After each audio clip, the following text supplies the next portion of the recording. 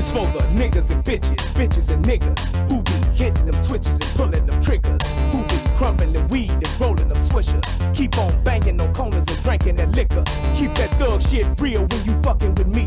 Keep your sights on steel when you gunning for me. I put my pistol in your mouth and tell your ass to goggle. Gangsta shit so potent it should be sold in bottles. Take a sip and go to hell, get drunk and end up in the trunk. Fuck jail, you thinking DUI? No, that ain't how you die. It was my thugs and slugs that was the reason why. You niggas thought I was soft, but now it's blood that you caught. And now these shells hit the ground as I'm busting off. 9 double in Beretta, no there's nothing better.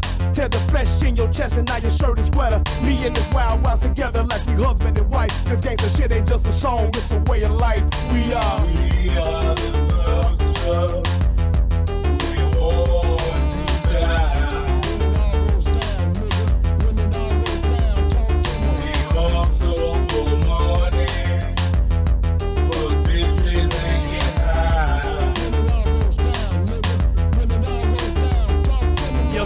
Bloodshed, pussy niggas is dead. Hollow points tipped with lead, putting gaps through heads. That's what it be like when the street lights get to flickering. Niggas get to bickering and slugs get to tickling. We them niggas that just don't ask. We take your cash, transplant or put in your ass. Right hand to your left eye. Hey, Mr. Tough Guy, when slugs fly, I guarantee your shirt won't dry. In times of peace, my niggas playing wars. Stack dope, sit mowing, then we bang whores. We been through gang wars. We bout that green, we bout that murder scene. Pull a tool that's sure to leave your shoulders clean. Cause when it all goes down, I got that heat. You was slow on the draw and now you worm me. Because we are the thugs.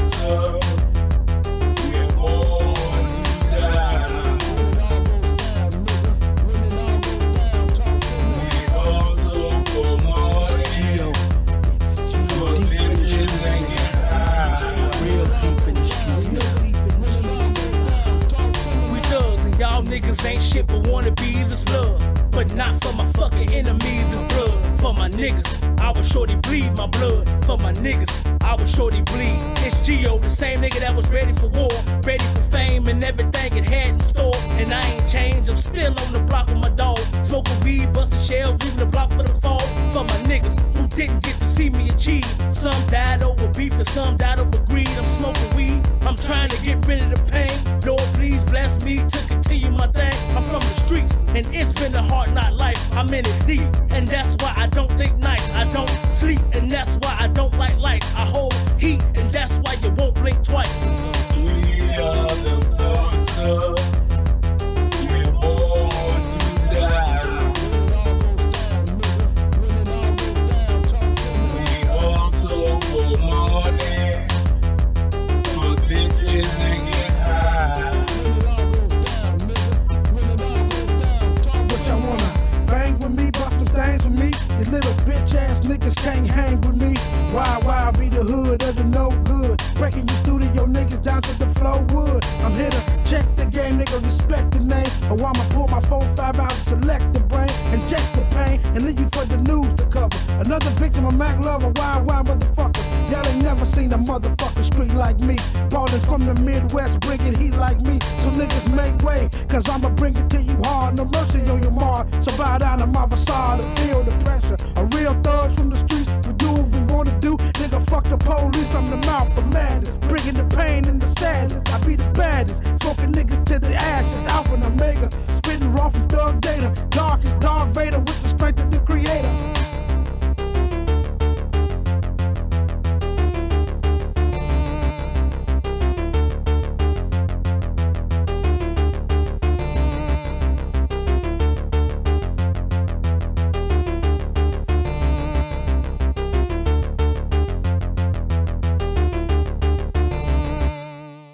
When it all goes down, nigga. When it all goes down, talk to me. Good evening, ladies and gentlemen. Tonight, we are early, and I know y'all are shocked. So am I. But we are still going to have a great show. Tonight, we will be talking to two young brothers that are truckers. We're going to talk about the ins and outs, the pros and the cons. So sit back, relax, and let's go and get it. What's going on, everybody out there in the internet world? It's me, Brian Redmond, also known as the Relationship Rehab, and I I need you to do two things.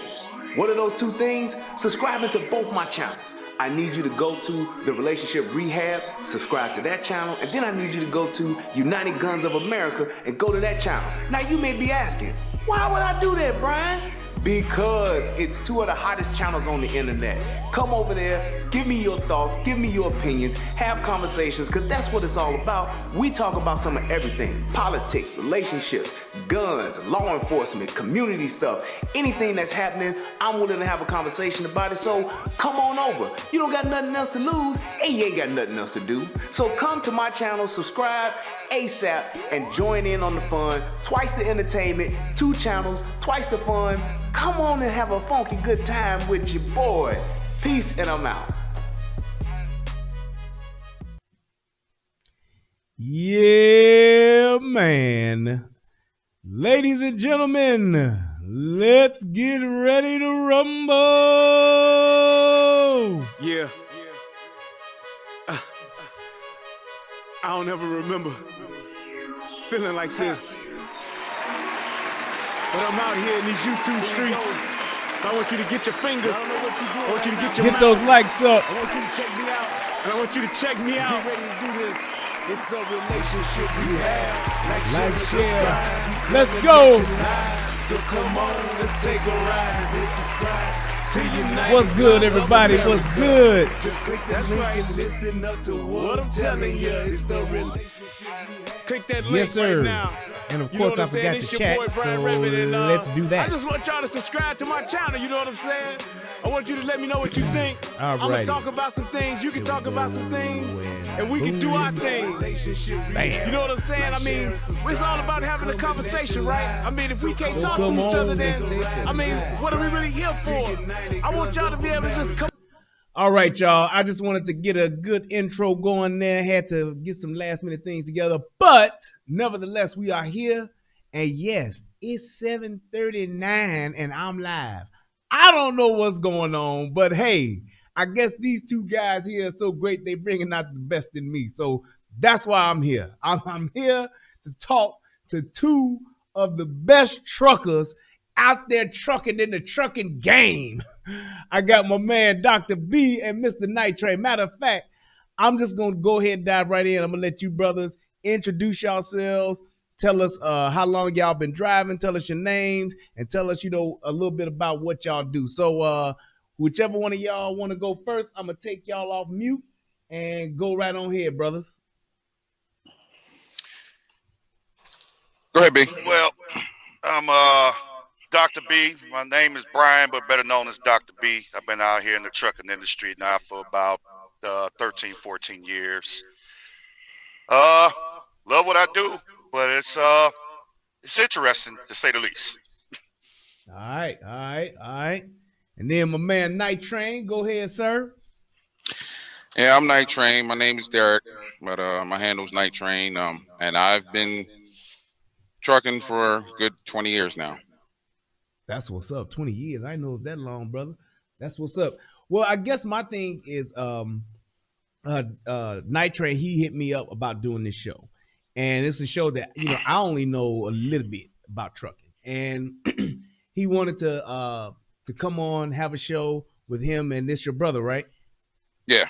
Yeah. Yeah, there's and technically there's like 5 of us, but yeah.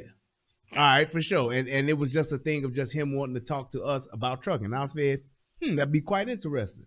So Derek has been a supporter of mine for quite some time, and I appreciate that, brother.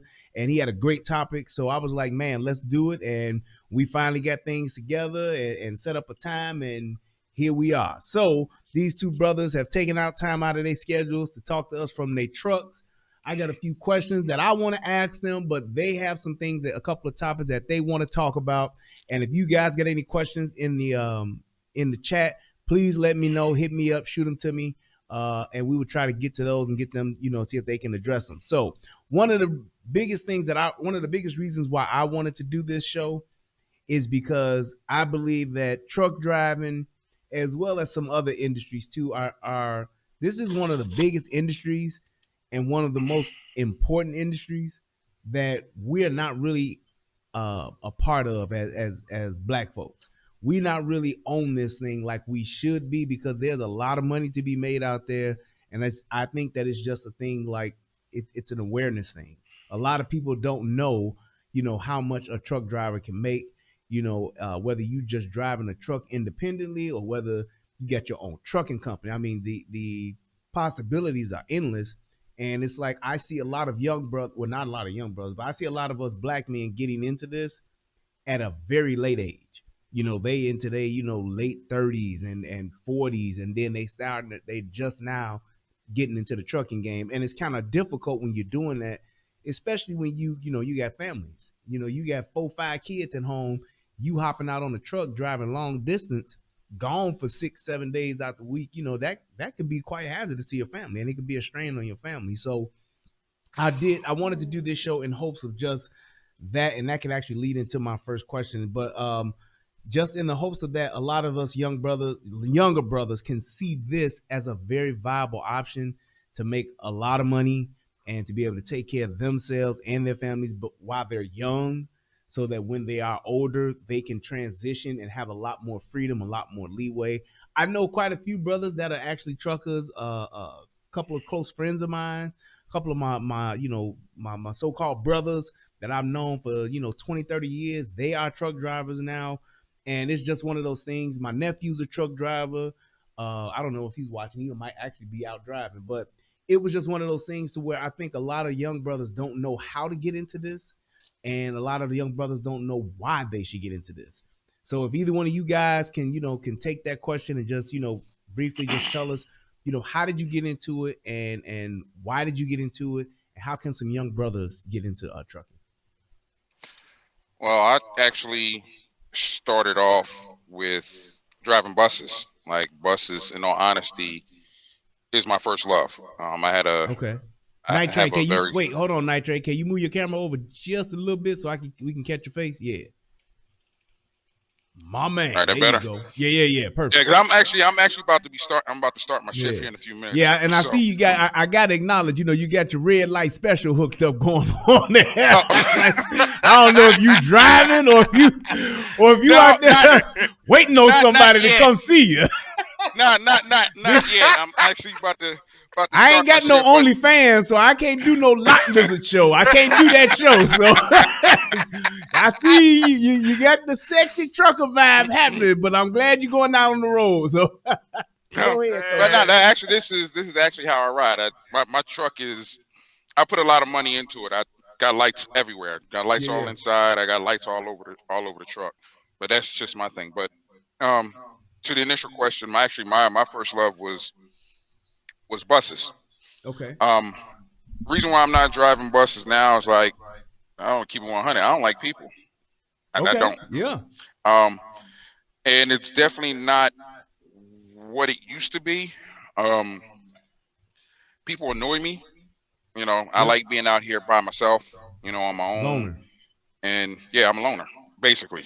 And it's very lucrative, and I don't have somebody breathing down my neck. I ain't got somebody on their phone. Well, people do it in their cars, but literally a passenger would sit behind me and on their phone and all that. I don't.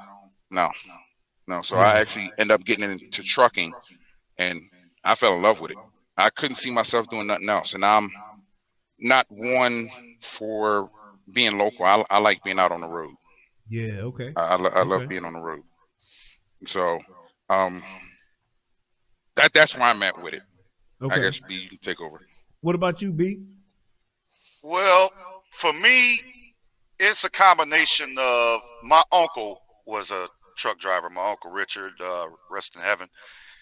And the second thing was I used to work in a warehouse, driving high lows and whatnot. And you sit there, you loading trucks, and you watching these drivers. They just pulling up, they chilling, and this and that. So I got to, talking to one a while ago, and he got saying, "Well, yeah, man, run across the country, do this. It's like I'm being paid to vacation and drive across the country." So I looked into it a little bit more and found out how lucrative this is and how far you can actually really go with this. I mean, you can actually build yourself up to the point where you're big as a mega carrier like Snyder, Swift, J.B. Hunt, and so on. Right. So the possibilities with this is endless if you're willing to make the sacrifices. Okay. So, and I guess one of the things too and I didn't realize this until later on in life, but people really don't understand how dependent we are as just Americans on trucks and trains. People don't realize like how much stuff actually gets moved, from groceries to electronics to cars, whatever the case may be. The greater majority of that stuff is being moved by a truck driver just like yourself or somebody that's driving a train. So it's like that whole relationship between just, moving freight across the country, it really is one of the most critical infrastructures that we have because, you might see a Walmart truck pull up in the back of a Walmart or you see a parts truck here and there, but y'all move so much stuff for us as just Americans. It's like when you see it, and I didn't really realize it until like the pandemic and all that stuff started, and people saying the truckers are so essential, and I knew it, but didn't really understand how dependent we are on what you guys do. So it's like that's I have nothing but the utmost respect for you guys and what you do, and the fact that you guys do it for the most part so safely. You know what I'm saying? It's like, yeah, you have your accidents every once in a while, but most of you guys are really, all of the ones that I've met are like, none of y'all are careless. Y'all are really like some of the most, man, we need to be safe, make sure I'm getting my sleep, getting my rest, because, a mistake or a nod off by one of you guys can end up with somebody's life getting lost. You know what I'm saying? So it's like, I really have like this a whole nother level of respect for what you guys do and the way that you guys approach just doing that job, because it's a job a lot of us can't do.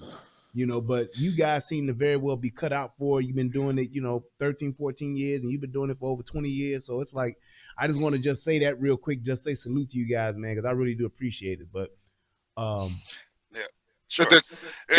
Just to piggyback off of what you said, just to put it in a numbers perspective, truck drivers over the course of a year, we move 11.84 billion tons of freight.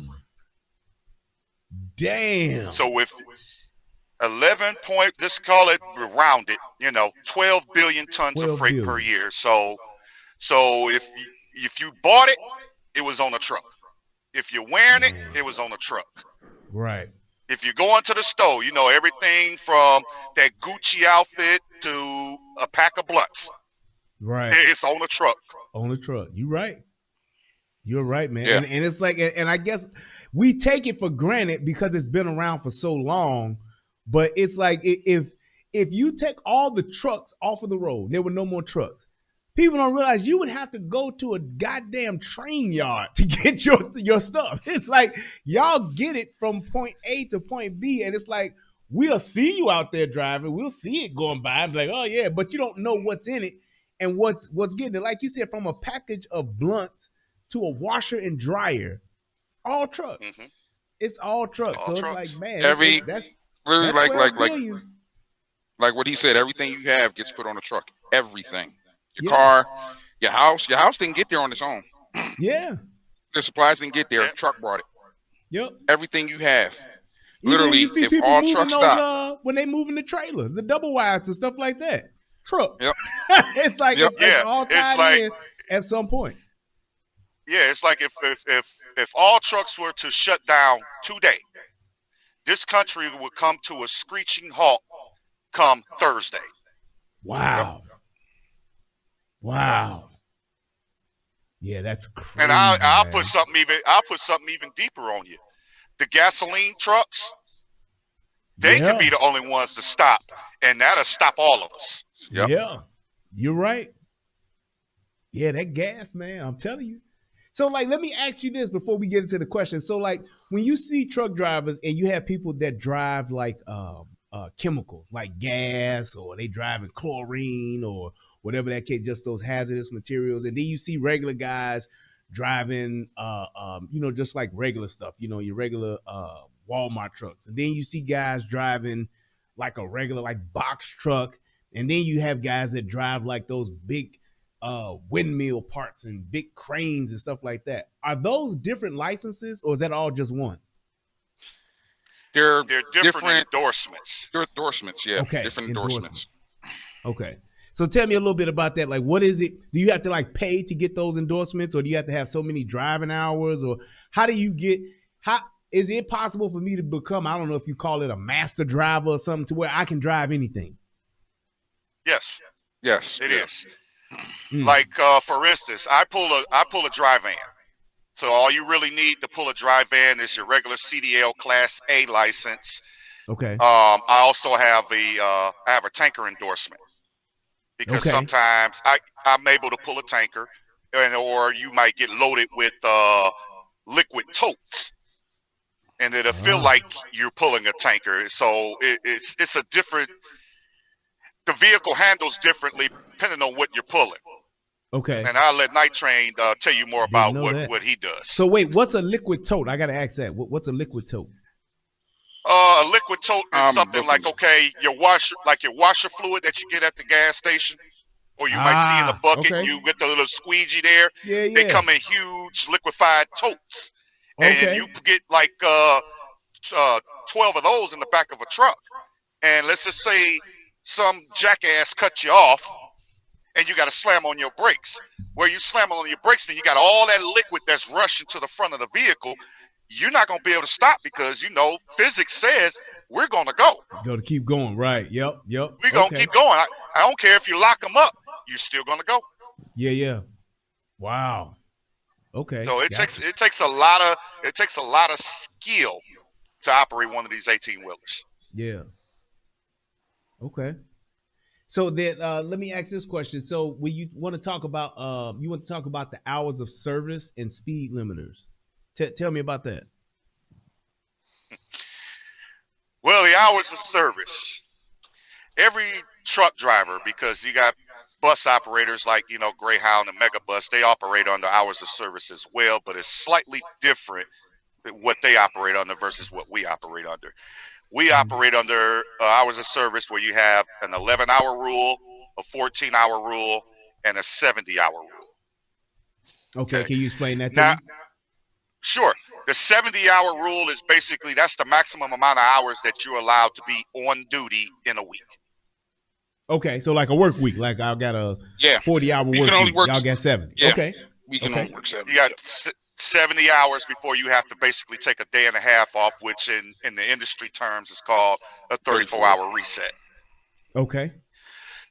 The 14-hour rule is when you start your day, if I get going at 6 o'clock in the morning, my 14-hour clock stops. That means I got 14 hours to do whatever it is I'm going to get done in that day within that 14-hour window. Okay, gotcha. So that means if you start driving at 6 a.m., you got to be pulled over somewhere and out your truck, or your truck got to be stopped by 8 p.m.? 8 p.m. Okay. That's correct. Gotcha. Okay. And the 11-hour rule is that's a driving rule. You get 11 hours a day to drive, to physically be behind the wheel driving. So if you so get the held 3 up, hours, that 3 hours, then that's you getting loaded, unloaded, or whatever the case may be. That's that 14 hours. Okay, got you. Yeah, makes fuel sense. and all that. Yep, fuel and whatnot, pit stop and all that stuff. Okay. Or and then or you get tied up, or you'll get tied up at a shipper or a receiver because Joe Boo in there playing around on the high-low and ain't loading your freight in a timely manner. So you get tied up at the dock for hours. Yeah. I mean, this is real. This is what we put up with. You got some days where you'll sit at a dock for 5, 6, 7 hours because they bullshitting around in there, or the manufacturer ain't got the product ready. He went through that today. He went through that this morning. His load, his product wasn't ready. And me, because I move a lot of food, so I deal with a lot of grocery warehousing and cold storages. They'll keep me sitting in the dock door 5, 8 hours, sometimes even 12 to 24 hours, sitting in the dock door, just sitting there. Yeah. But we get what they call detention. After 2 hours, they get like a 2-hour free pass, and then after that, they're paying me $40 an hour to sit there. Yeah, but that's another topic because you still got to fight to get your money after you sit there.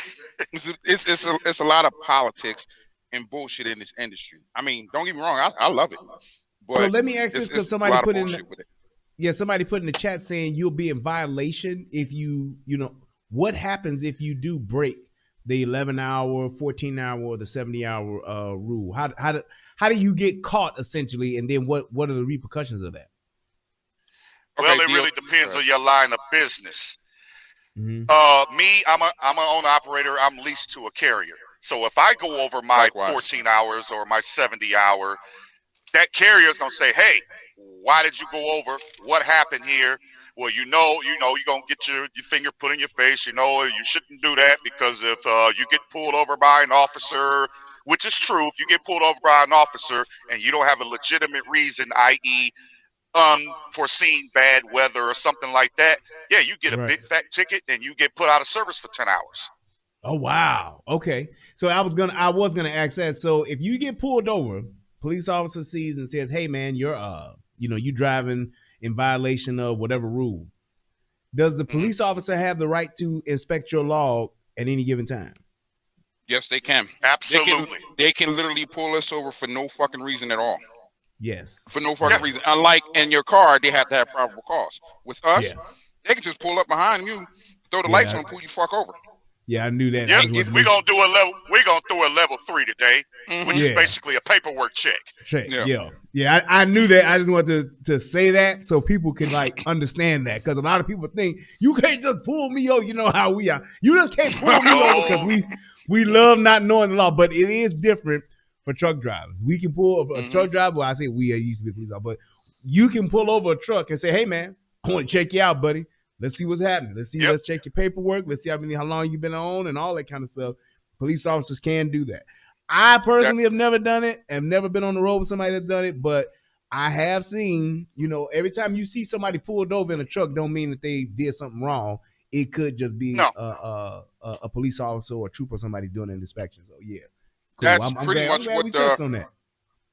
That's pretty much what the coops are for. The scale houses at the state lines. Yeah, That's what they're for. So let me ask that question. So now when you're driving, do you have to stop at every weigh station?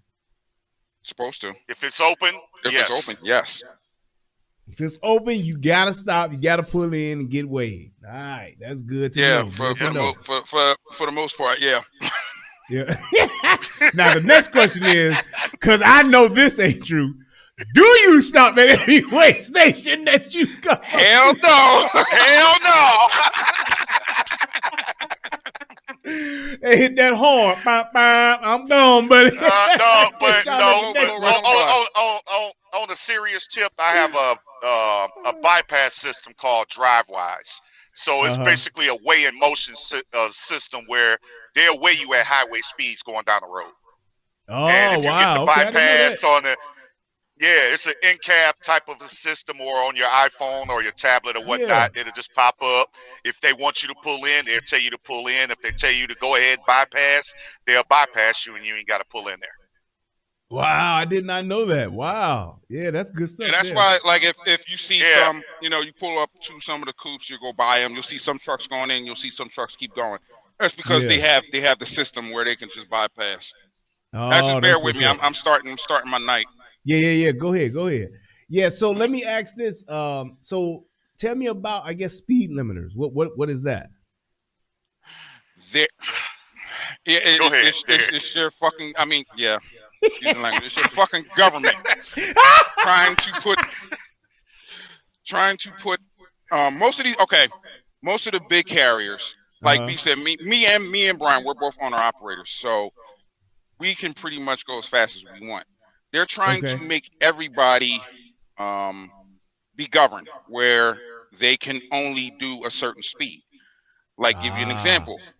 A lot of these mega carriers, they're set at 60, 62, 63, and most of them got turned up to like 65. So I'm sure that everybody has gotten on a highway and end up getting behind two trucks drag racing, as we like to call it, side by side, taking 500 years to pass one another. Well, just imagine every truck on the road was doing that. Right. That's what they're trying to do. Gotcha. I see what you're saying. So let me ask that question. Cause I've seen this plenty of times. I done cussed out plenty of truck drivers in my own car. Why do they ride side by side like that?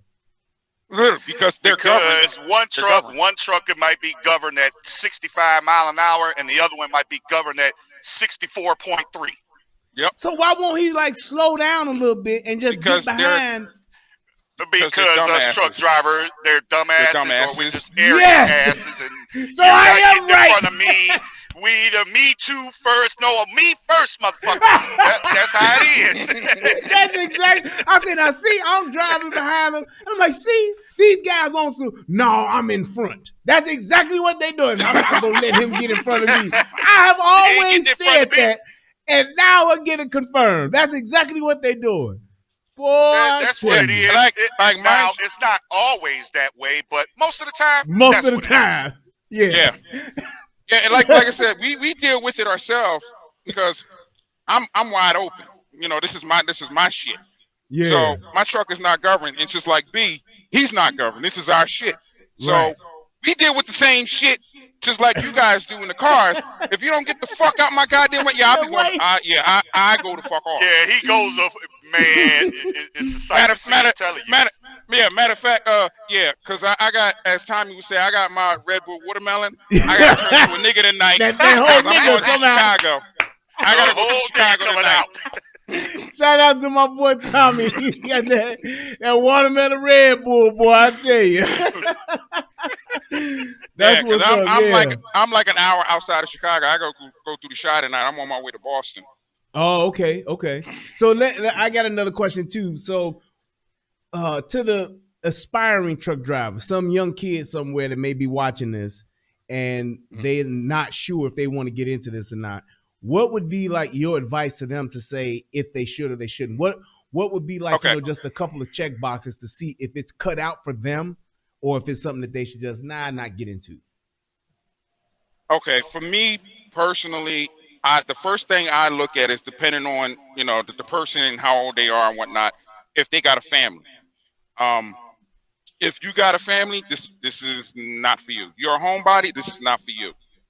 And a lot of these rookie new booties, as I like to call them, these new jacks that come out here, they think, they're going to come out here and make all this money. No, this is a show and proof industry.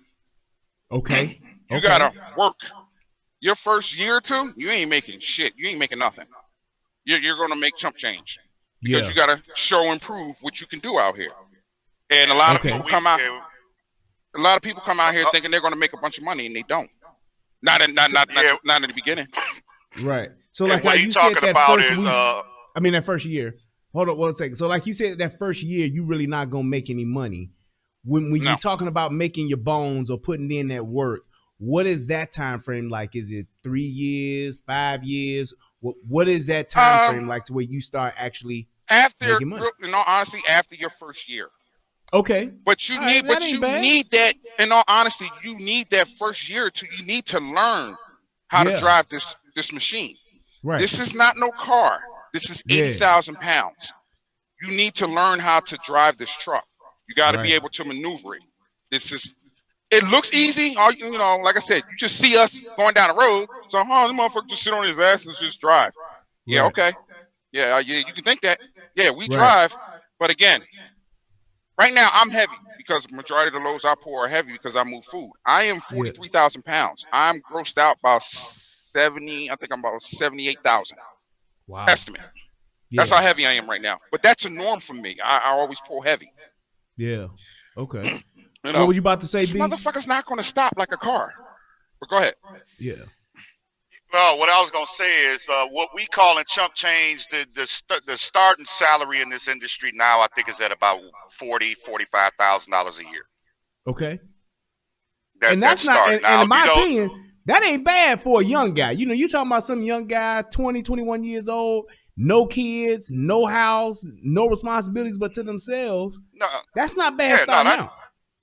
No, that's not bad starting out, and you can even find some that you'll start out at 50 or even 55. But to see some real serious money, you got to Yep. get that experience up under your belt. You got to learn how to operate these vehicles in the rain, because a lot of these Right. trucks don't have disc brakes like a car. It's still got drums on a lot of these trucks. Yeah. You got to know how to operate this truck in the snow, up and Yeah. down mountain grades, around curves, up in the hills like up in Pennsylvania, going around those 2-lane roads and 7-degree hills that you pulling or going down with a lot of weight behind you. So you either being pulled or you're being pushed. So Right. it takes that's why he said it takes a good year, because you need to experience every single season of the year Right. to even consider having yourself just a little bit of experience.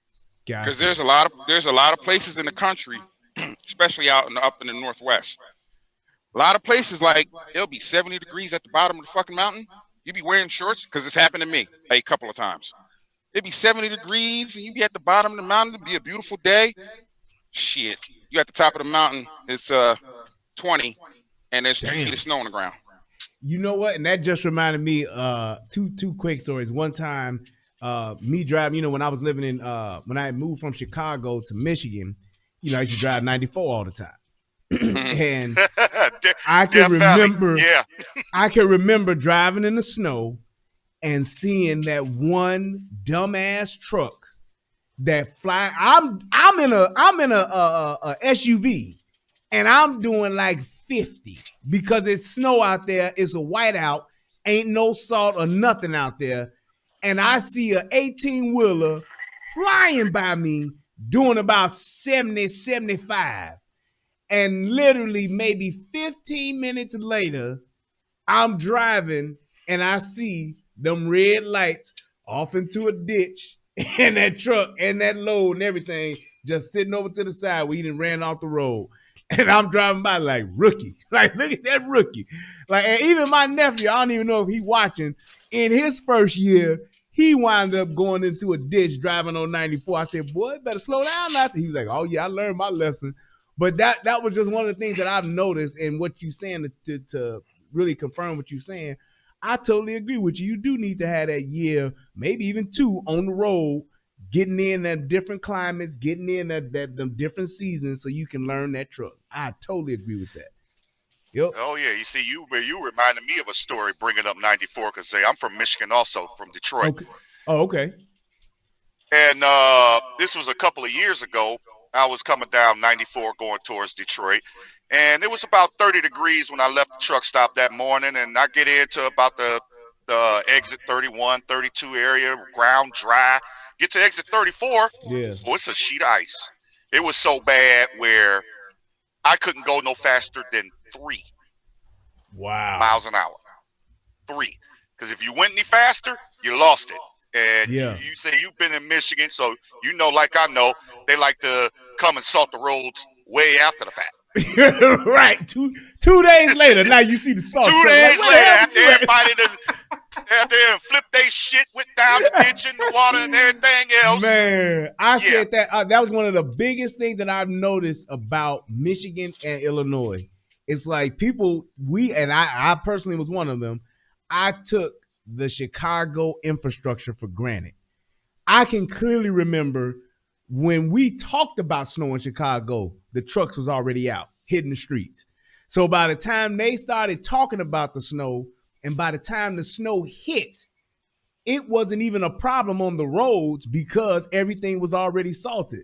You wake up the next morning, 6 or 8 inches done fell, but all of the main streets were hit. They good. You can drive on those, no problem. Maybe your side streets take a few days for them to get to those, but those main streets, you would see those salt trucks on them streets like clockwork, riding all night. You could even hear them in some cases, hear them riding all night long. And it's like being in when I was in Holland, Michigan, man, please. I think they probably had 2 trucks, probably in a 30-mile radius. Up there in the snow belt of all places. Right. They get a ton of snow.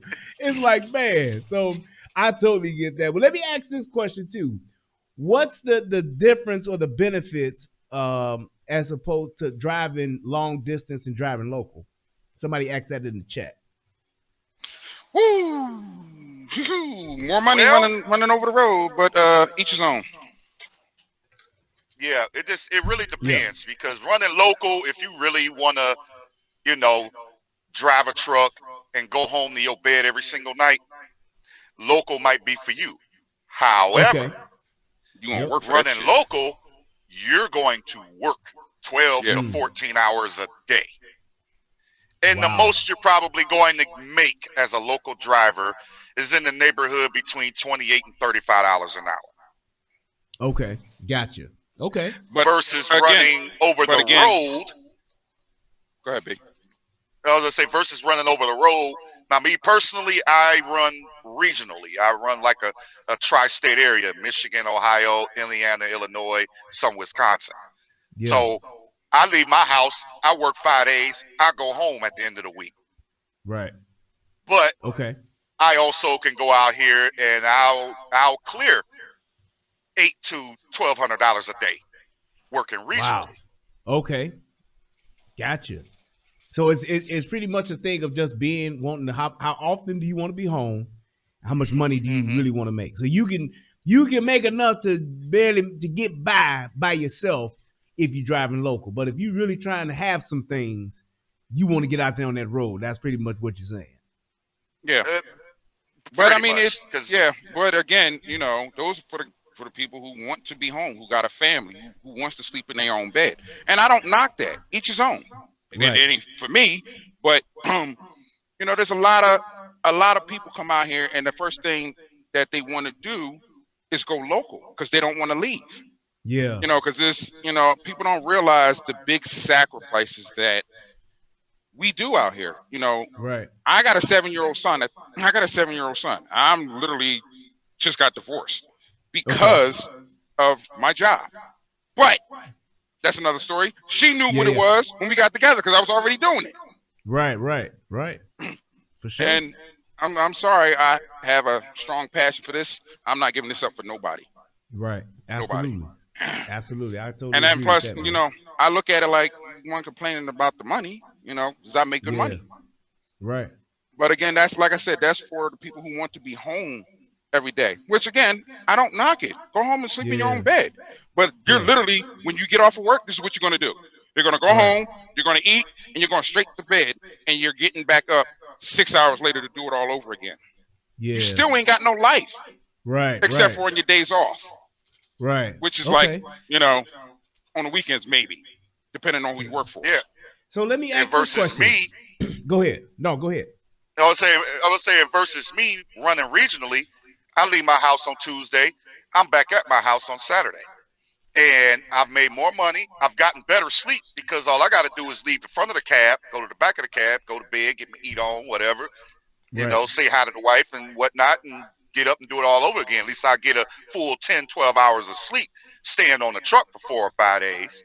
And Right. I'm bringing more money home to the family to be able to have them living the lifestyle I want them to live. Yeah. Okay. That's what's up.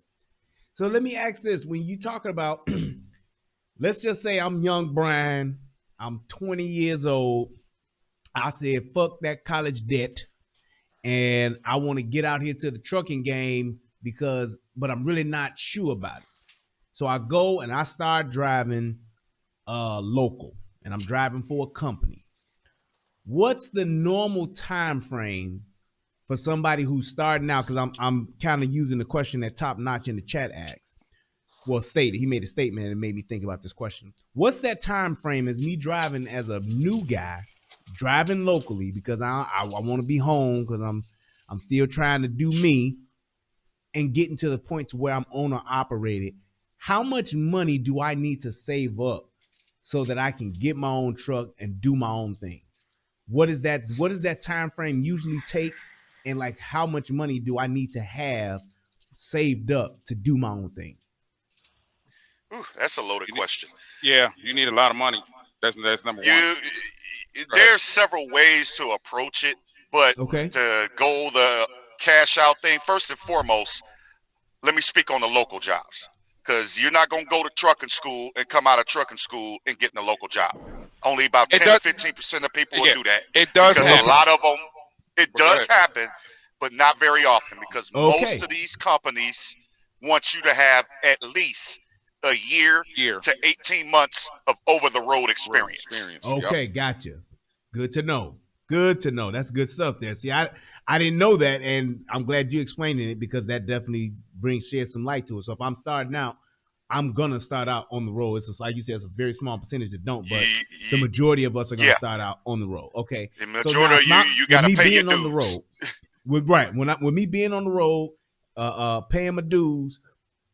How long do you think the average person is gonna be out driving on the road in order to get enough bread to where they can own and operate? Should I say I'm gonna give myself 2 years, or should I give myself 5 years? What's that time frame? More than enough.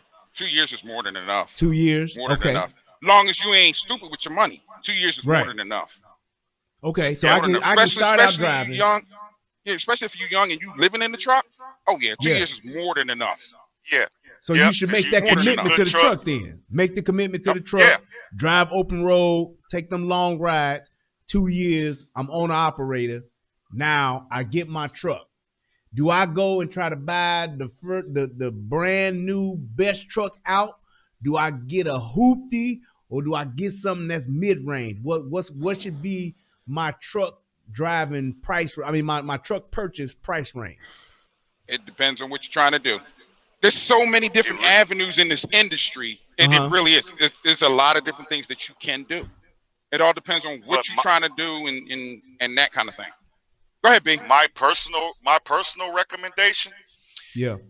Go out here, save your money, get you a truck that you spend about a good anywhere between $20,000 and $40,000 on. You don't need no brand new truck being a brand new owner operator, because these new trucks today, if they break, they'll put you out of business.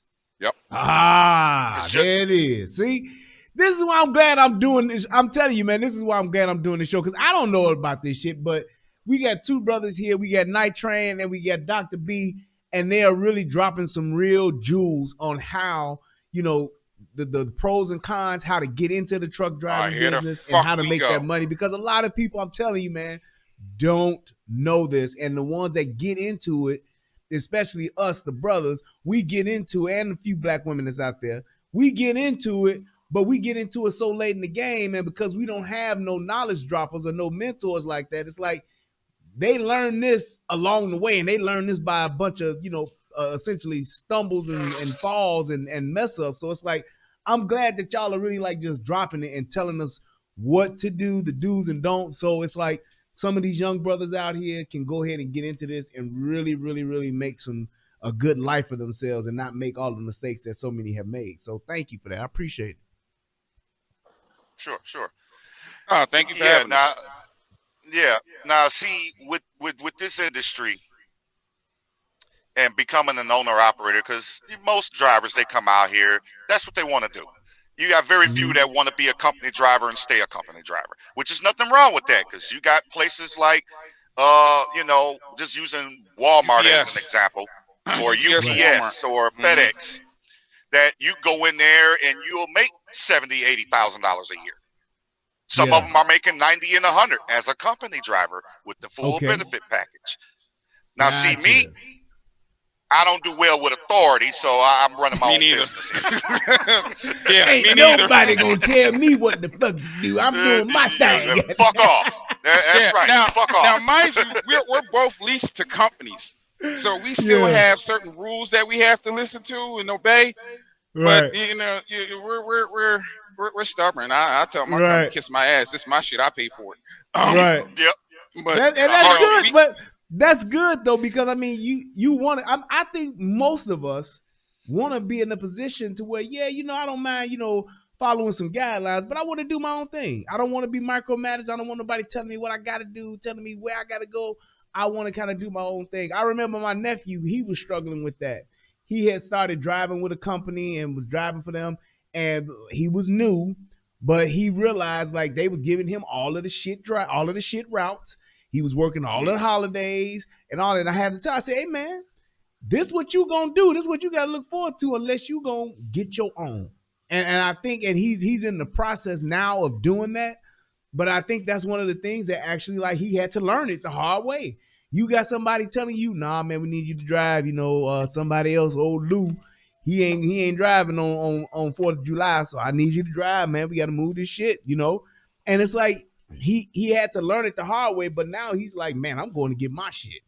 And I think that's good to actually have that experience so people will realize, hey, man, you just don't want to be the guy that's just, under this person's rule or under that person's rule. Get out there, take a chance, and learn how to do this thing for yourself.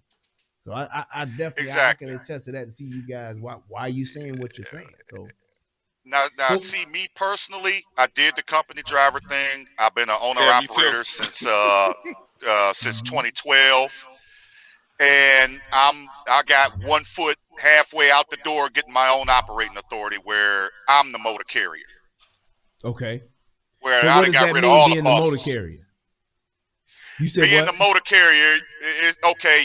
It's probably better referred to as the independent owner operator. Okay. Or you might have heard the term, I'm running my own numbers, meaning I got my trucking, like I'm leased to Schneider, if I'm able to say that. Right, So their name is on the side of my truck. But when you get your own operating authority, my company name and my company DOT number goes on the side of this truck. Dr. B Trucking, gotcha. Yeah, well, see, and to me, it's like it's stair steps. You got company driver, you got owner operator, being leased to a carrier. Now, being leased to a carrier and leasing a truck from a carrier, which I highly suggest you do not do. Don't do that, because a carrier will rape you. Gotcha. Yeah, you're paying for in all honesty, you're paying for 2, maybe 3 trucks depending on the carrier. Wow. Yeah, and the only reason why, yeah, and they can get away with it because there's no credit check. You just go there. Yeah, I want to be owner operator. And okay, what kind of truck you want? I want this truck. Okay, if they have that truck, they'll give it to you. Hands down. Sign and drive. That's it. Sign and drive. And a lot of $1,200 a week for it. A week. Wow. Yep. And depending on the carrier, if you got a dispatcher, they're the one controlling your paycheck. Yep. Right. So they're giving you your freight. So you piss off your dispatcher, on your you ain't gonna make no money. Yep. Exactly. Wow. Exactly. Now, me and my operation, I work off of a load board, so I dictate how much I make. Yeah. Between that and balancing my hours off the hours of service, I make as much money as I can and go home. I have a dispatcher, but I'm an asshole, so I tell her what the fuck I want, and that's that. Yeah. Gotcha. But and the fact is asshole. too, I mean, the more years you got into the game, I mean, you got your weight up and you good at what you do. People got to respect that too. So it's like, I totally get that. Yeah. So it's like, man, everybody know what you can do and know how good you can do it. It's like that does factor into it. So let me ask this question, because somebody put this into the chat and they made a good point. My man Ronald Glover, he did. He said, this is a beautiful country to see. What can you guys attest to, just being able to be out there on the road and traveling? Like, tell me about that. Woo. Man, I've been to every state minimum of 5 times, except for Maine. I've been to Maine 3 times. This country is there's some scenes, man, I'll never forget. There's some sceneries I'll never fucking forget. There's this one particular, actually, my other brother, Justin, he just went through Yellowstone last week or the week before. And it's a highway, US 191, going into Yellowstone, coming out of Montana. It's a 2-lane road going through a valley in the mountains. It's a small stream that runs right along the fucking road. And you talking about, now mind you, the first time I went through there, it was in the middle of the night, but it was a full moon, so the moon just lit up everything. Man, some of the most beautiful shit I've ever seen. And going out west, going out in the desert, beautiful. Wow. See, and that's one of the things I do know about that. I'm not a truck driver, but just being out on the road and just traveling, because I know there's so many of us that don't leave our neighborhoods, let alone the city and let alone the state. A lot of us don't even realize that, they'll drive from Chicago to Indiana Beach or something, and they talking about they on vacation. You ain't on vacation. You done went out of town. That's all that is. So it's like, it's so many of us that don't understand. Exactly. you getting out into the world and just seeing how other people live in other states can really make a difference in just what you do and where you choose to live and things like that. We get so caught up in where we're at and we don't try to go beyond that. You know, I've known of people being in Chicago, in the hood, in the Wild Hunnets, in Inglewood, on the west side, that's never been to the downtown area, never been up north, never been, to the lakefront. There were people in the project, because of where the projects are gone now pretty much. There were people in the projects, and the projects was literally like a mile away, if that, or less in some instances, from the beach. And there were so many people that lived in those projects and had never been to the beach. Like, you mean to tell me you wouldn't even walk 4 or 5 or 10 blocks past your project to get to the beach? And just never been, because they never known. But I know that truck drivers, y'all being out in the road, y'all seeing it all. And it's like, for a young person, middle-aged person, or old person, it's like you will be surprised at how much beauty is out here in the open road. Just like how they say, certain areas, this is God's country. Seeing trees and stuff like that in the fall and seeing how leaves change and stuff like that. It's one thing when you seeing it on your block. It's totally different when you out in the hills and you in Vermont or something like that and you get to see all of that kind of stuff. So I'm glad that that Ronald put that in the chat, just because people don't really understand how important it is to get out of where you're from so you can see what else this country and the world has to offer. So shout out to you guys for that. It's a sight to see, because I mean, just this week I've been to Pennsylvania, West Virginia, Virginia, Kentucky, Tennessee, Florida, and Georgia. Wow. And now I'm back up here in Ohio. See? And you can, when you go into these different states, it's like it's a different aura, it's a different feel. You go to some states and you'll feel so at home and so relaxed. You got everybody think, oh, it's racist this, it's racist that. You better turn that damn idiot box off. Get out here and see for yourself what's out here. People are not really like that.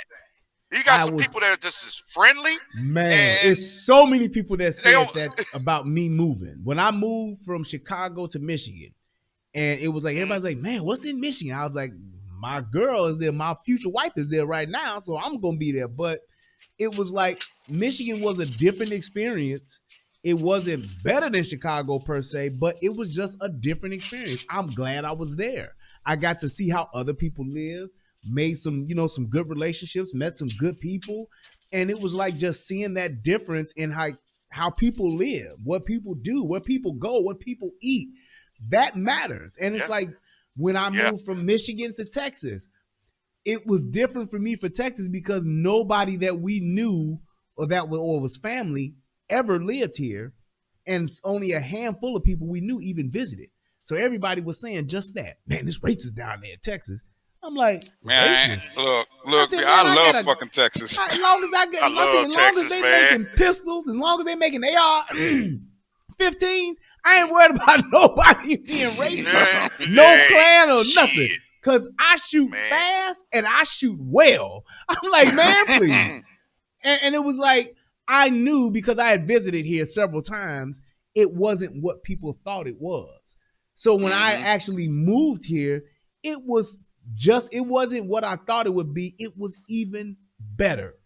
I wish I would have moved here 20 years ago.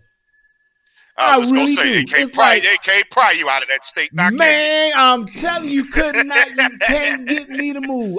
My mama was, cause she's still in Chicago. She's like, well, what if you won the lottery? Would you come? I said, Mama, if I won the lottery, I hit the big lottery, the 200 or 400 million.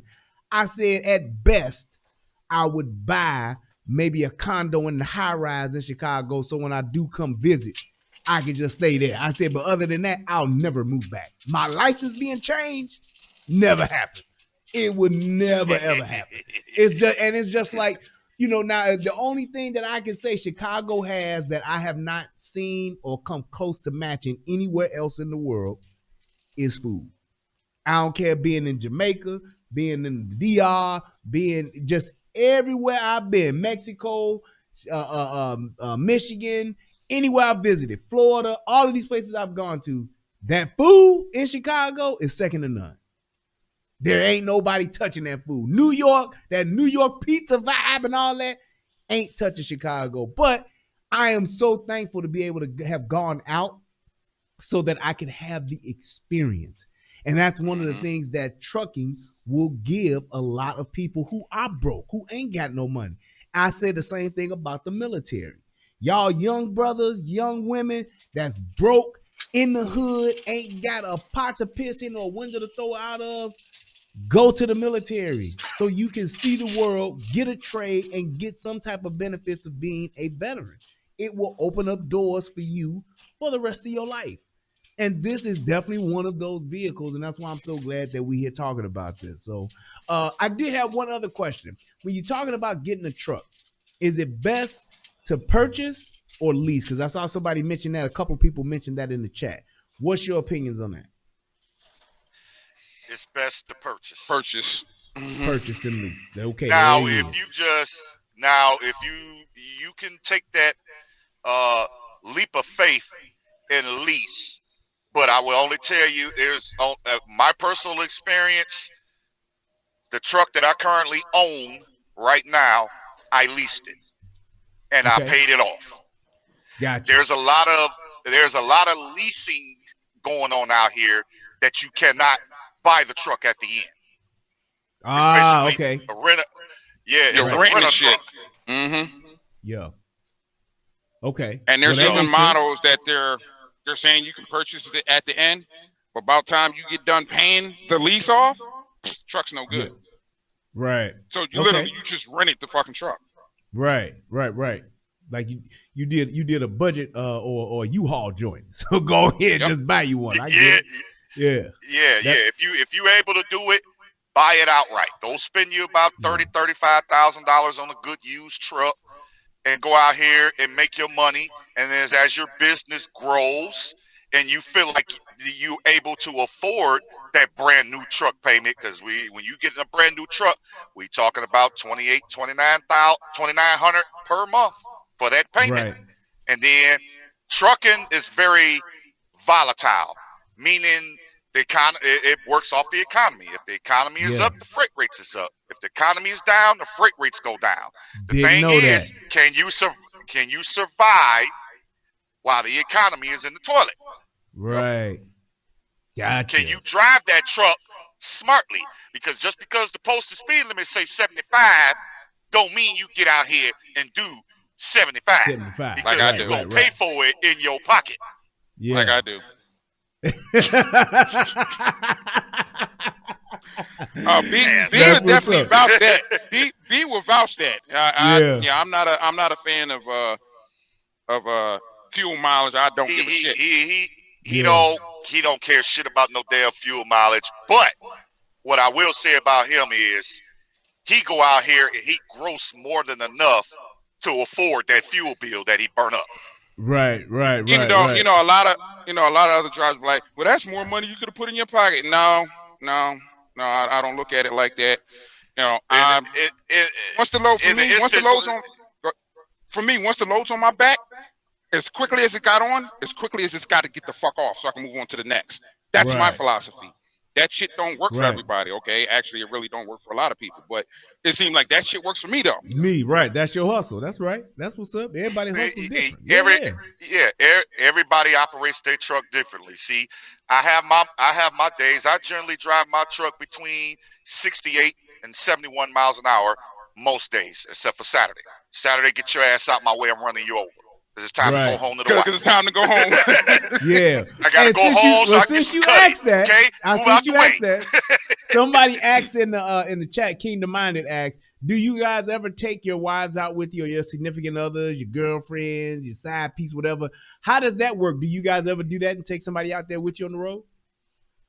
I've had, my previous company, when I was a company driver, I took my kid out with me. He's probably got more miles than most people. He's been to California twice. Wow. See, that's what's up.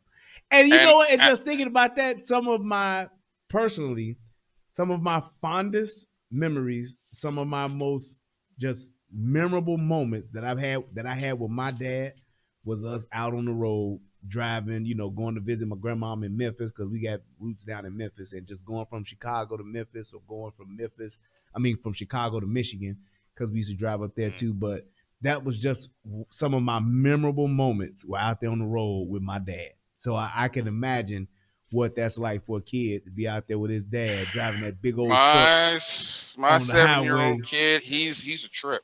B Yeah, can vouch that. He's a trip. Everything with him is big trucks, large cars, big trucks, large cars, big trucks, big trucks, big yeah, trucks. That's everything with him. yeah. Oh, And his little every ass can outdrive some grown folk. yeah, I'm serious. He can outdrive some grown folk right now. Right. That's what's up. he's And so you were saying, Dr. B, you said, do you take your wife out with you Yeah, anytime? she's gotten in the truck with me a few times, but not for no real long trips because I still got my daughters at home. We're trying to Yeah, yeah. got one graduating high school this year, but Okay. once we get them up and going, then yeah, she'll probably spend more time out here on the road with me.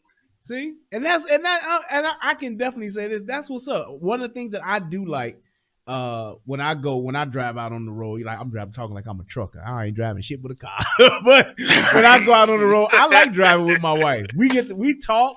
And just be honest, she's a great co-pilot.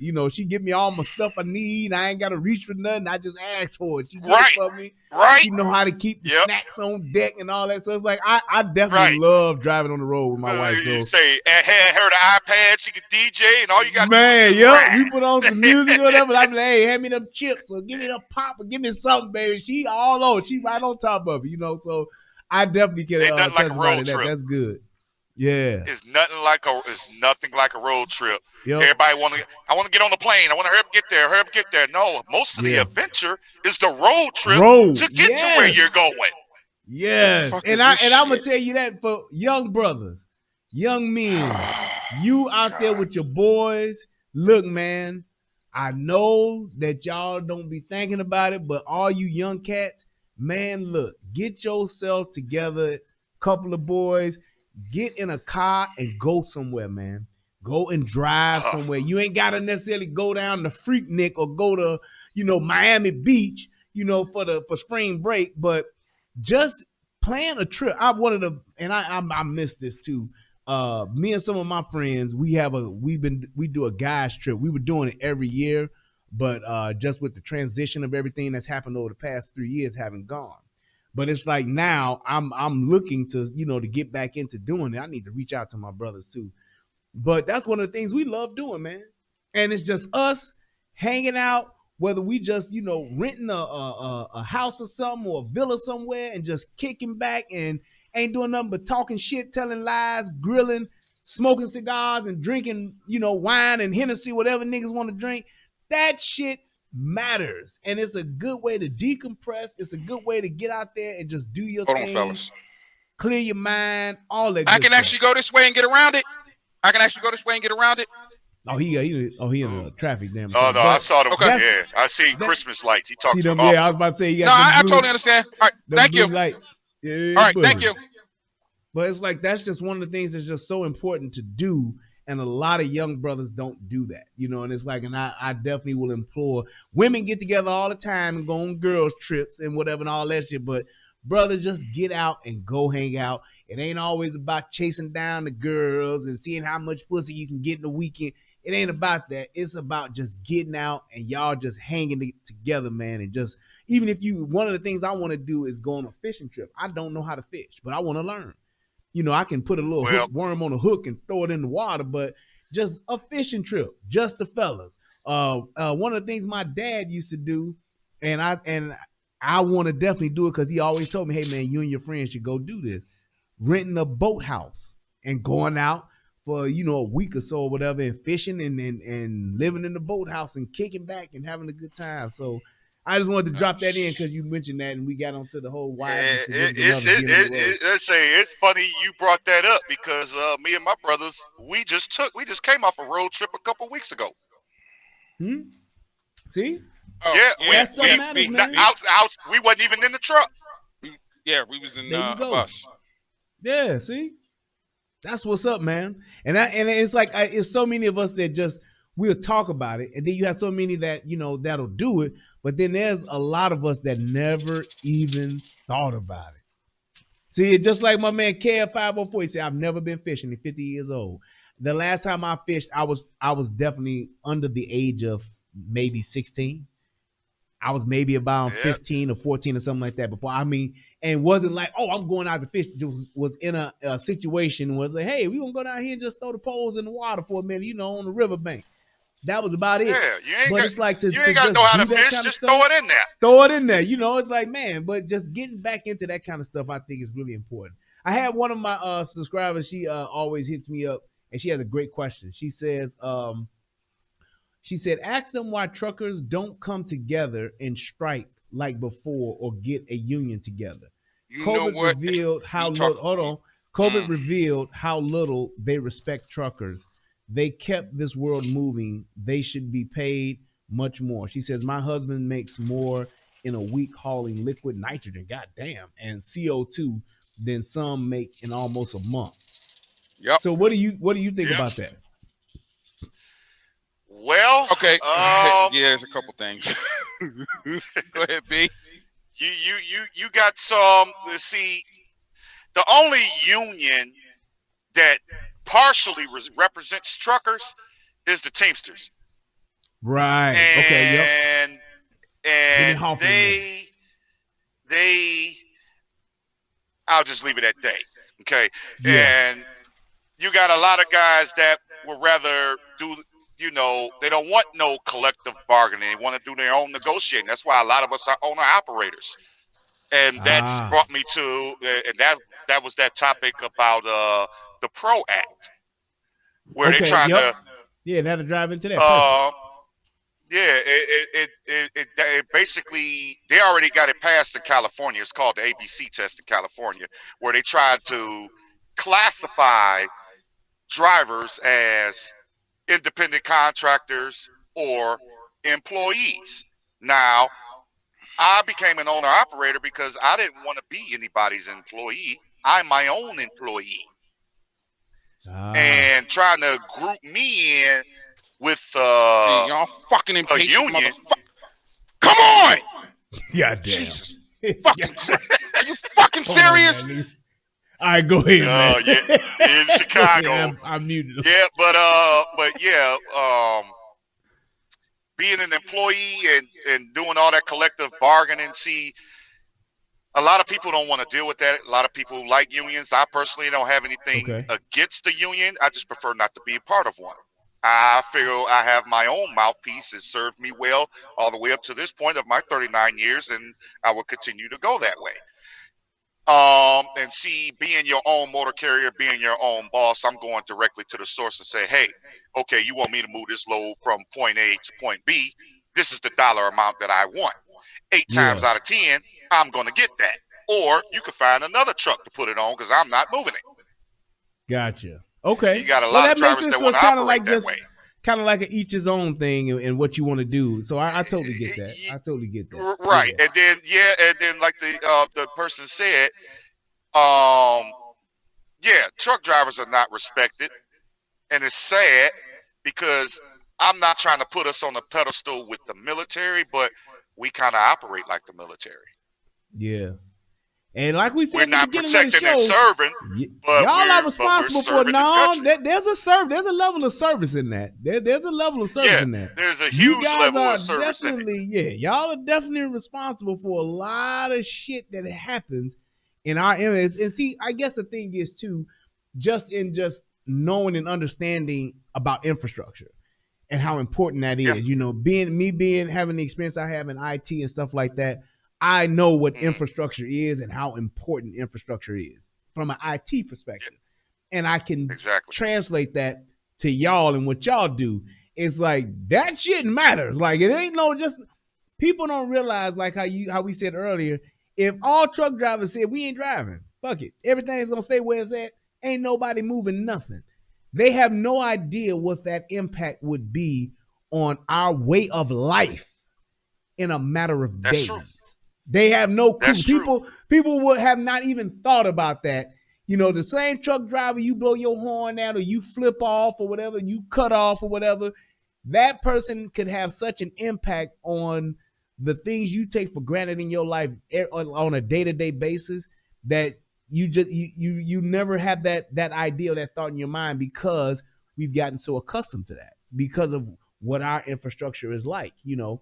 And that's just like really, really important. So I definitely see why she asked the question and why it makes sense. And I get your side of it too, of And just being able to write your own ticket.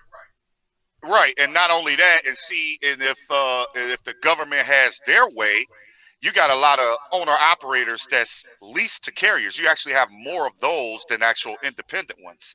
Yeah. And if you go off of that PRO Act, if that actually passes the Senate, because unfortunately it passed the House already. If it passes the Senate, it's either if you want to be an owner operator, you got to be a motor carrier, or you're going to be an employee. There's no in between. And a lot of reason owner operators choose to be leased to a carrier because of a lot of the back office work, having to deal with the drug consortium, the all of the other paperwork, permits, and everything else that's associated with operating a commercial motor vehicle. Right. There's a lot of overhead costs and back office costs being an owner operator. Not only you paying for your own fuel, you got to pay for your insurance, you got to pay for those plates, you got to pay for breakdowns, you got to pay for that drug consortium, you got to pay for the medical insurance. You know, all that stuff adds up. So yeah, drivers make a lot of money, but we spend out a lot of money as well. Right. Totally understand that. And it's like, I guess like that kind of plays back into what when I asked the question about the truck. You know, what kind of truck should you get? Should you get you a hoopty, or should you get you a brand new one, or should you get you one that's pretty much, you know, fairly new or something, or in the middle? And like you just said, what you paying for everything, that matters, especially you being an owner operator. So it's like you got a brand new truck, but what you paying for that brand new truck, you could be losing money, you know, with what you making. Or if you got a hoopty, you got a great deal and you didn't pay that much for your truck, but you putting so much money into that truck on a monthly basis for maintenance and upkeep and shit breaking or whatever, you know, you also paying too much. So it's like what you said before about being in the middle of the road and getting something that's nice and that'll run and that's good. You don't have to get a brand new one. It makes all the sense. So I totally connect. Yeah, because I'll even put it into a numbers perspective. Let's say I gross $5,000 this particular week on freight that I moved. And I have a truck payment that's $1,200 a week. So we already got to take that out of that $5,000. So now we're down to $3,800. I spent $1,000 on fuel. So now I'm down to $2,800. Now I got $200 worth of insurance that I got to pay out for that particular week. So you see how that check shrinks down? Yeah. Now, if you go out and cash out a truck, you don't have that $1,200 a week payment. That's more money in your pocket to go home and go towards maintenance. Gotcha. See? Makes sense, man. It makes sense. That's why I'm glad, like I said, I'm so glad that y'all here, y'all dropping these jewels, man. So before we wrap up, I definitely want to ask this question because y'all know I got the United Guns of America channel and you know I like those guns and I'm about that pew pew life.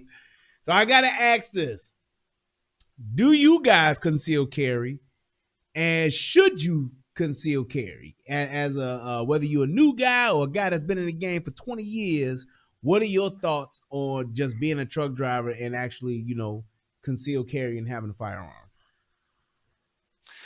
Well, no, and I will be soon. As soon as I get a few personal matters cleared up. And yes, I feel a driver should be able to conceal carry for numerous reasons. But if you, again, it goes back down to this. If you're leased to a motor carrier or you're a company driver, because there's nothing in the law that says you can't carry a weapon in the commercial motor vehicle. But that concealed carry permit or license that you have to make sure that A, is recognized in all the states that you're going through. And a lot of the problem people are going to have is you can have a permit out of the state of Michigan. Illinois will recognize it. Indiana will recognize it. Ohio will recognize it. Illinois will not. New York will not. So Yeah. you have a problem. Yep. Then you got company policies that says no firearms on the premises. You got a lot of shippers and receivers. No firearms on the premises. So it's a lot of wiggle room. You know, you kind of got to use it common sense if you get where I'm going with that. Right. So let me say this, as far as the law is concerned, what a lot of people don't know. When you are driving your vehicle, and I want to know if you guys know about this as far as trucks, y'all can let me know or correct me if I'm wrong. But when you're driving a civilian vehicle, when you're driving your car, your Cadillac truck, your Cadillac car, your Cadillac truck, when you're driving your vehicle and you're going across state lines, being in your vehicle is considered you being in your own house, your own property. So if I got my concealed carry license from Michigan and I'm driving into Illinois, and at that time, well, Illinois still doesn't have reciprocity. They don't acknowledge, the only Christopher they acknowledge is Wallace. They don't acknowledge any other licenses, I think, except for Utah. So driving, though, from Michigan into Illinois, once I cross Illinois line, I am not in violation of concealed carry laws in Illinois. Because I am in my vehicle, I am considered to be in Michigan as long as I'm in my car. So my concealed carry permit is valid. My right to carry in my car is valid. However, once I get out of my vehicle, I am no longer in Michigan. So therefore, I am now bound by the laws of that state or that county that I am in, or that city that I am in. So a lot of people don't, I know one person that actually was driving their car from Michigan to Illinois and was pulling over before they got into Illinois to take their gun and put it and separate it and put it in their glove box and in their trunk. And they were doing that. I said, man, you don't have to do that. I said, you just don't carry it in like a store or a restaurant while you're in Illinois, because if you do, you're in violation. No, Ronald Glover, that is true. And going from Michigan into Illinois in my car, that is law. I have looked it up and researched it. That is law. I can carry my gun in my car. Fuck we go. Yes. Once I step out of my car in in Illinois, my Michigan concealed carry license is now null and void, and I can't carry my piece or my gun with me as I travel around. So yeah, so I don't know. So in other words, if you proving me wrong on that, car. Ronald, you got to send me the statute and send me the documentation on that. But if I'm driving in my car, I am considered to be in my own state, and I'm bound by my state laws. Once I get out, that's a whole nother story. I'm where my feet set down at. That's who I am governed by those laws. So just wanted to make sure that people knew about that. In the commercial vehicle, the laws are pretty much the same. You got to follow whatever the gun laws whatever are. the governing. All right, cool. Now, one of the things that that's good. Old man Gray will put in there. Said we need a federal carry license that all states must recognize, which would be good for truck working. drivers. They're working on it.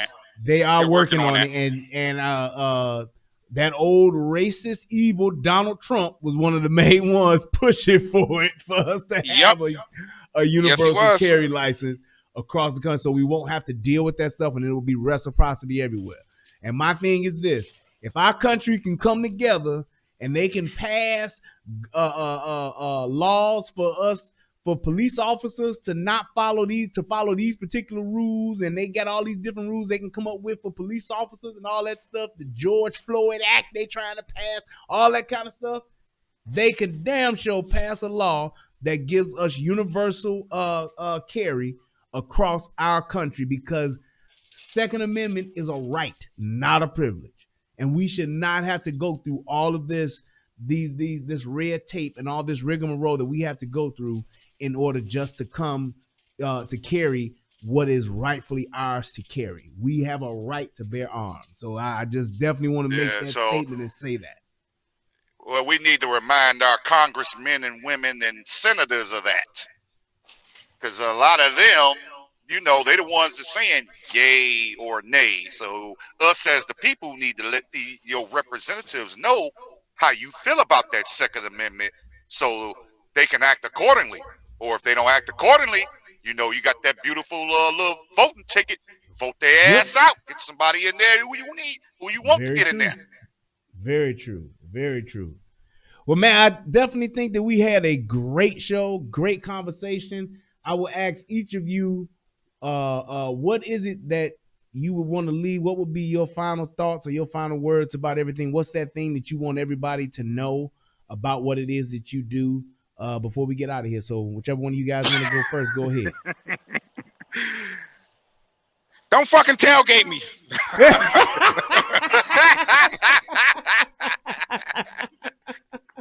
Such an asshole.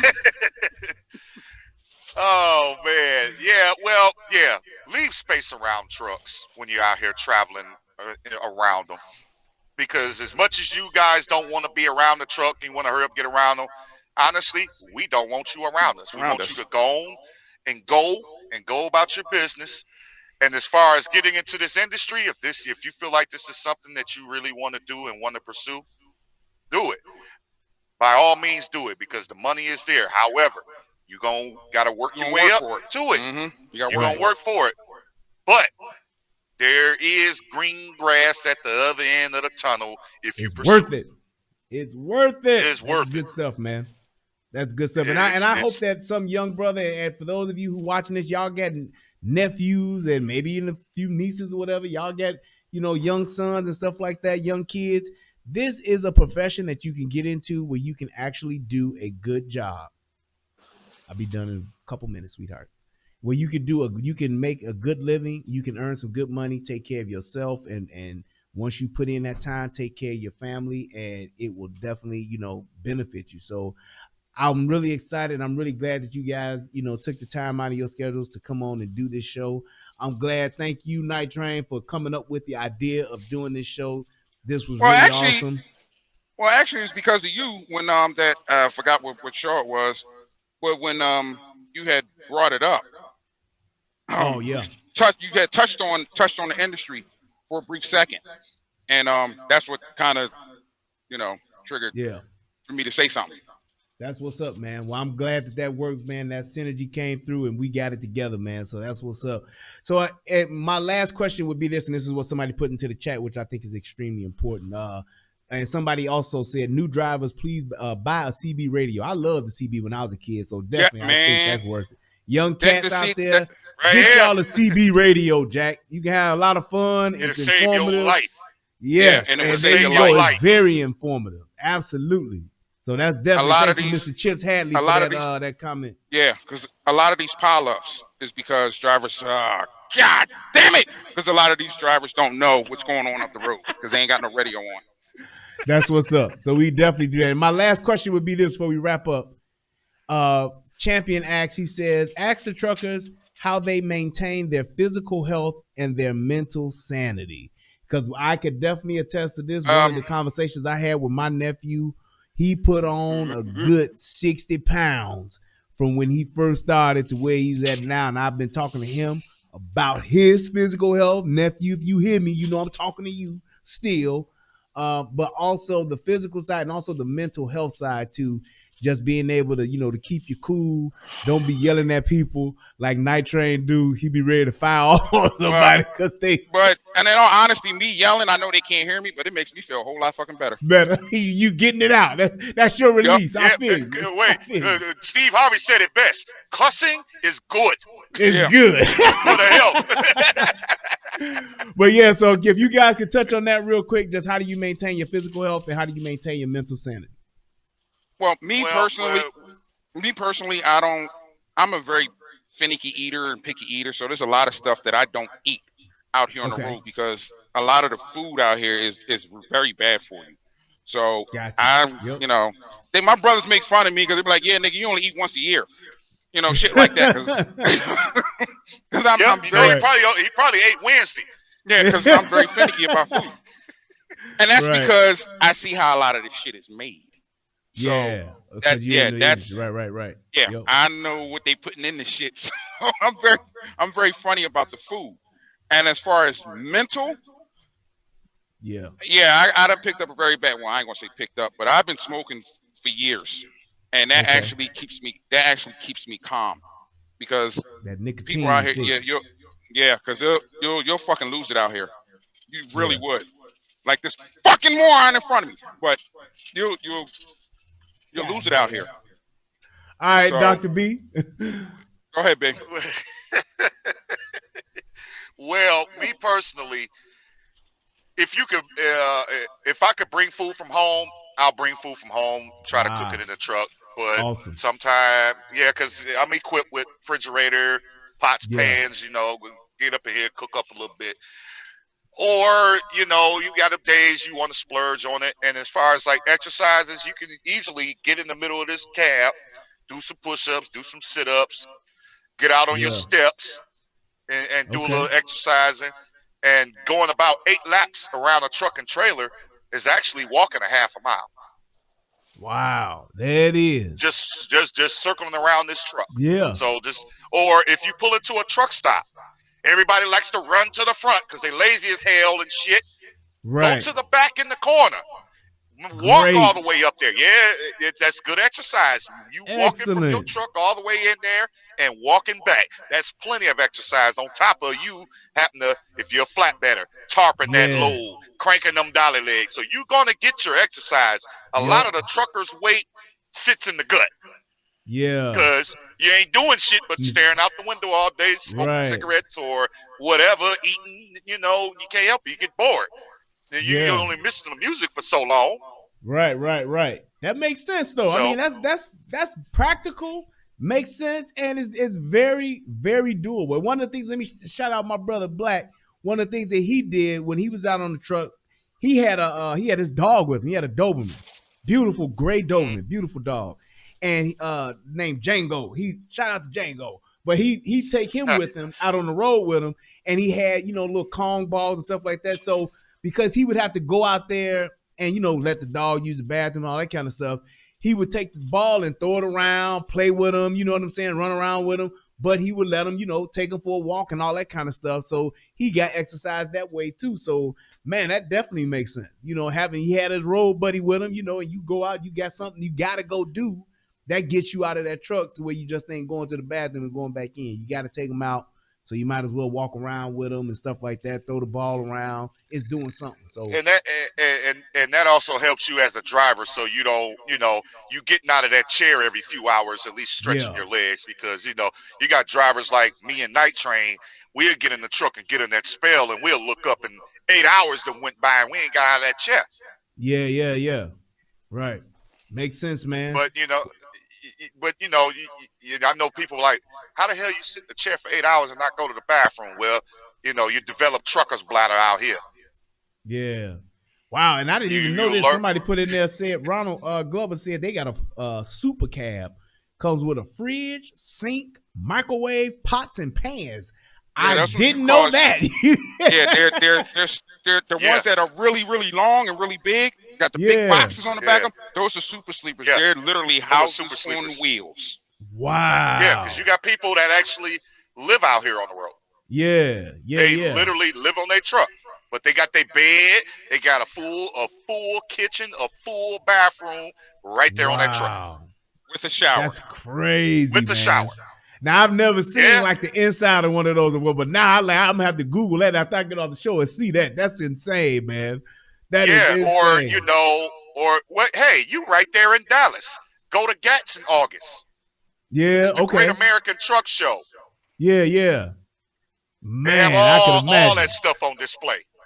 Wow. Yep, you can actually go up in there and literally go up in them sleepers and look at them. And look at them, yeah. Wow. Well, brothers, I just want to tell you all, man, I really appreciate your time. I appreciate this show. I think we did a lot of good work, man, and it's one of those things to where it's like I'm so happy to have this platform and have cats like y'all that watch the show and able to contribute. beyond what you guys normally do, but just to be able to contribute on this level here with your knowledge and expertise. Oh, And to my everybody God. that's watching What in the- the chat, everybody that the- commented, I You really, stupid really do mother- appreciate it, man. I thank you guys so much, man. And to anybody that's watching this on the replay, please Stupid ass. don't hesitate to comment. Sorry. Don't Sorry, hesitate B. to I'm sorry. comment Go ahead, continue. and I leave your thoughts apologize. in here. We gonna wrap up before Nitrate kills somebody on this road. And they have this as evidence, so I'm gonna end the show now. We want to help this brother keep him out on the road, man. Less evidence possible. So, but thank you guys so much, man. I appreciate it. It was a lot of fun. I enjoyed myself. I'm about to go feed my baby girl, and man, until next time, fellas. Peace, and I'm out, man. Thank you guys so much, man.